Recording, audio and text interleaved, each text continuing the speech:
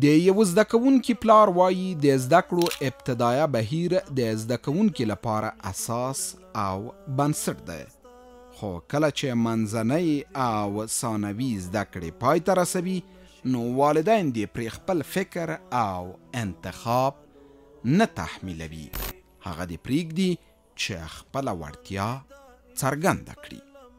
دوره ابتدایی شاگرد یک ایدیا برش دادن است، بعد از اون دوره متوسط است، بعد از اون دوره ثانوی است که خلاص میشه. در دوره اکادمیک خود شاگرد مسئولیتش است که خودش رشته خود تعیین کند، توانایی خود ببیند. در اونجا نقش باید والدین همه چیز بالای جوان تعمیل نسازد.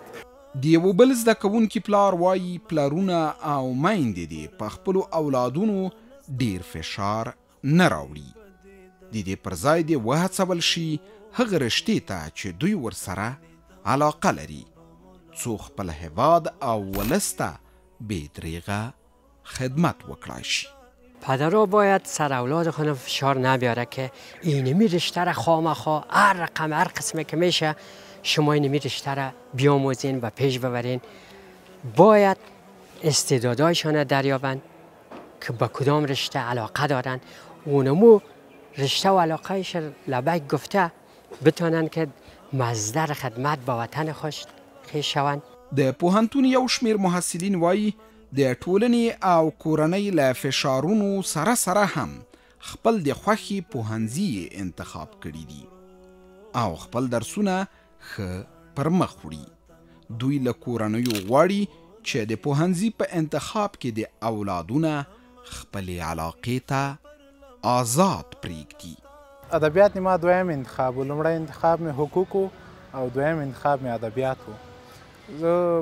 هیڅ کورنۍ نه غواړي چې زوی د ادبیات وایي یا د بل څه وایي، ځکه موږ د کلو اوسېدونکي د اطراف هر پلار غواړي چې زوی ډاکټر واوسي، ځکه د هغوی ذهنیت یوازې طب او انجینري ته جوړ شوی ده.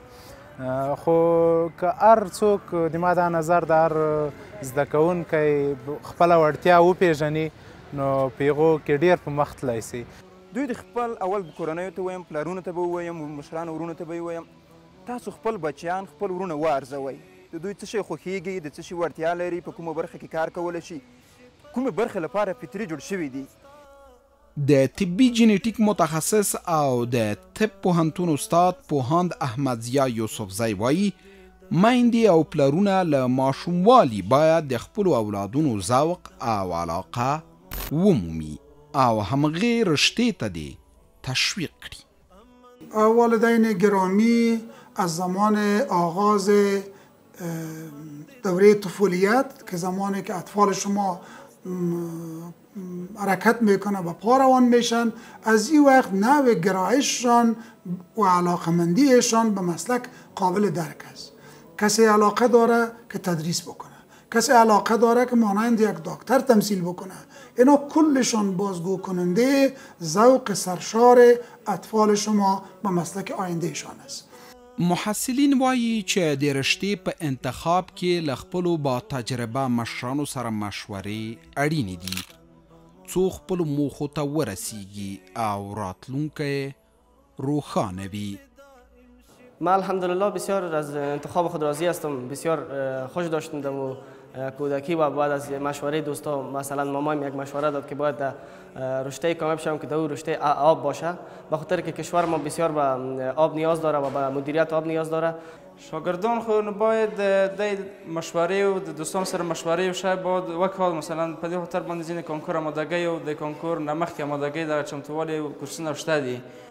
خو کله چې په جبري توګه په یو زده کوونکي رشته انتخابیږي، که دی ورته بریالی هم شي نو د زده کړې په جریان کې به له ګڼو ستونزو سره مخ وي او په بریالیتوب یې سرته نشي رسولی.